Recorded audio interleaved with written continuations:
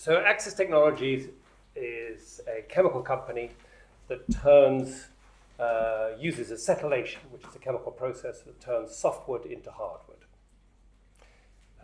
We're quoted on the London Exchange, on AIM, and we're quoted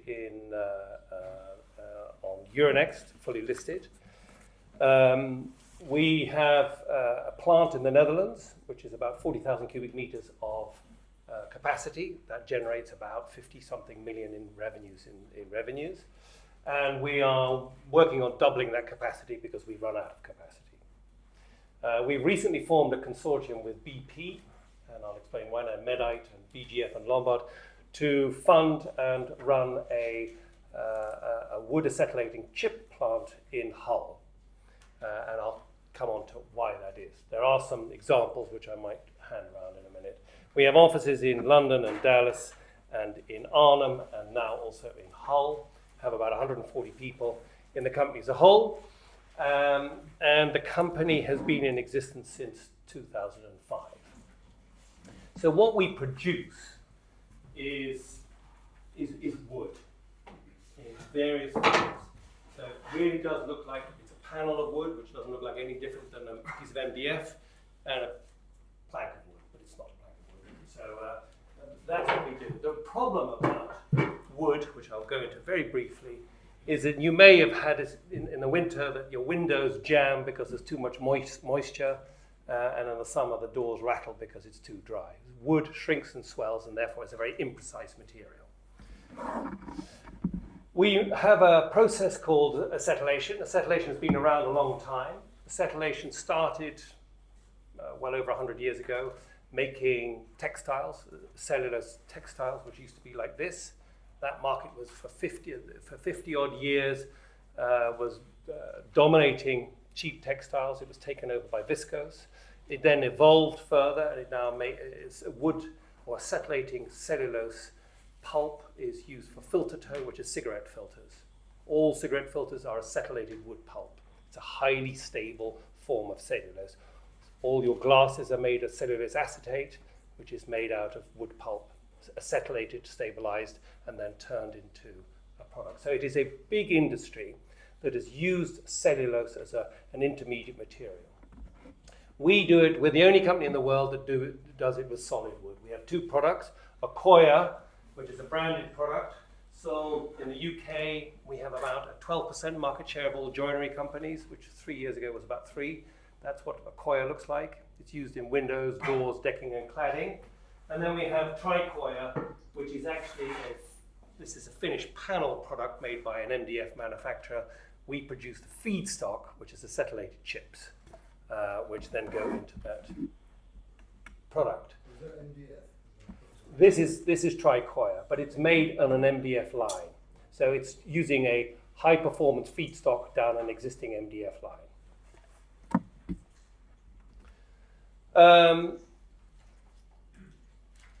As I mentioned, Accsys became the first company to be able to produce acetylated wood on a commercial basis. And that's very important because people have tried this for many, many years to try and do this. We know that Saint-Gobain built a plant in Reims, which they had to close. We know they probably wrote off 100 million. Eastman Chemical wrote off a similar amount when they built a plant in Kingsport. We know that there was a AXS.L in Japan. The floor of the stock exchange in Japan is made out of acetylated wood, but that product was 5 times the cost price of our material. So our breakthrough is that we can make a very high performing material for a commercially viable price. This says here we produced our 5,000th batch of Accoya. That's around 200,000 cubic meters of wood, which is about 4 million square meters. So roughly speaking, in the last 5 years, 500,000 or 600,000 windows have been made out of it, similar amount of doors around the world. We've a substantial market opportunity. Some say that the wood industry is probably the second largest commodity after food. Something like 3 billion cubic meters of wood is used for one reason or other around the world. We sell currently into about 200 countries around the world through distributors who buy our material. The reason why it is so important is the world has changed its view on wood. We don't want to chop down tropical hardwoods. But yet at the same time we want a high performance material. We don't want to use aluminium, PVC, so we want sustainable high performance materials. And modified wood, of which Accoya and Tricoya is one offering, and engineered wood are starting to take their place. The material is incredibly sustainable, and I'll short biology lesson. Wood absorbs CO2 and emits oxygen. Every cubic meter of wood holds about a ton of carbon. So if you want to hold carbon and you want to be a carbon negative, you take a fast growing species, turn it into something like a window, which has a very long life, and then that becomes a carbon negative application. And we give a minimum of a 50-year warranty above ground for no rot and no shrink or swell, and underground and in fresh water a minimum of 25 years. We estimate that our market for Accoya is somewhere around 1 million cubic meters a year. That would represent about 2 to 3% of the addressable market. And we believe that the market for Tricoya is somewhere around 2.5 million cubic meters. Again, that is a small percentage of a very large market. Currently, we sold 39,000, just under around 40,000 cubic meters of wood last year. So we're at the beginning of the beginning. I mentioned the sustainability. Sustainability is becoming very important, both from a consumer preference point of view, from a government regulatory point of view, from an intergovernment point of view as well. I don't know whether FSC is probably the most well-known one. This is Forest Stewardship Council. That means that you operate your forests sustainably, so that you replant what you take out. An example of that is if you chop down a tropical hardwood in Brazil, if it's to be FSC certified, you will not be able to chop down another tree for about a 6-mile radius, because that's the growth cycles. These are all various certifications all around the world with from different levels. BREEAM is an architect's certification. Every architect will be given incentives to design their buildings to have lower carbon or lower energy. All of these things are sort of annually maintained. All of these things raise their bar annually. The strongest trend at the moment is cradle to cradle. This is pushed by Alphabet or Google's chairman, Eric Schmidt, who funds this. This is now being adopted by products all over the world, and this is all about designing life cycle into a product. So the end of the product is considered when it's designed. And Accoya is the only gold and platinum rated building material in that certification. The proprietary technology, we've developed this over the last years. We, as I mentioned, have various warranties and guarantees. This is the gold standard in wood modification. There are others, and there's engineered timbers, cross-laminated timbers, a whole host of material. Wood is starting to become an engineered and a more high-value product. It's protected by our product is protected by a number of patents, by very strong branding, by industrial know-how, significant capex. It costs the plant in Holland. We spent about 30 million to build the plant, and to double the size of that, we're going to probably spend another 30 million. The plant that we're building in Hull, that'll cost us about 62, 63 million euros. This is so very strong IP to protect this business. This is a very brief slide of how it works. Inside wood, you have an acetyl molecule and you have a hydroxyl molecule. An acetyl molecule is, acetyls are vinegar. Acetic acid and acetic anhydride is commercial vinegar. In wood, there's a small percentage of acetyls, which is quite a large molecule, and a hydroxyl, as it describes, attracts water.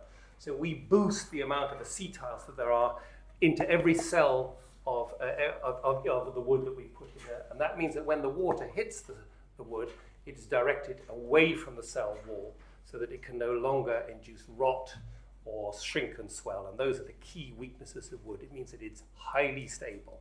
To put that into context, a normal piece of wood like oak or Sapele will have a shrink-swell ratio. You thought you'd never hear that word, but of 10%. Our material has around 1%. So you can be much more precise in your design. And for tricoya, it's even less. So the way that we do this, the Accoya is a batch process because we will put 40 cubic meters of wood into a reactor, force chemicals in and out, lots of heat, lots of pressure. For the tricoya, it's a chip process, which is a continuous flow process, but it's the same chemistry.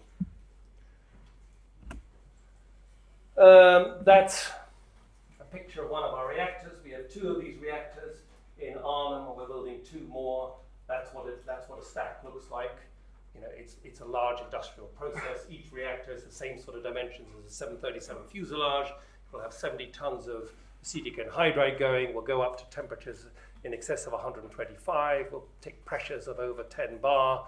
So it's quite a sophisticated chemical process. This is where we're building the site in Hull, right next to BP, who's a significant investor in it because they supply the chemicals.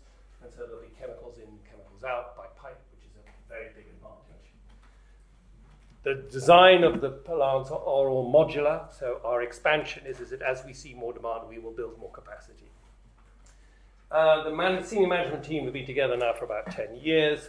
The board, again, similarly so. I was brought in 2009 to rescue the company from bankruptcy. We've raised probably in excess of 130 million euros over that period of time, recently having raised about 88 million in both debt, project finance, equity, private equity and public equity. Some examples here. So this is, for those who are interested in this is in Australia. Black is a colour you can't use in Australia because black soaks up heat. So normally if you were to do black cladding, it would all split at the nails and joints. Because our wood is so stable, you can use black in the hottest environments. It's a very good way of demonstrating why it works. It's very important in institutional buildings because there the whole issue is about not installed cost, but it's maintenance cost. So if you have a completely stable wood, you will have much, much longer maintenance cycles. So if you have a school or a hospital with windows or whatever else it is, and your maintenance cycle is once every 15 years rather than once every 5 years, from a life cycle cost, that's very important. And whether you use it for windows or doors or decking, it doesn't matter. This is another example. You know, this is Will's weekend pad, but he thought he'd. This is, you know, some.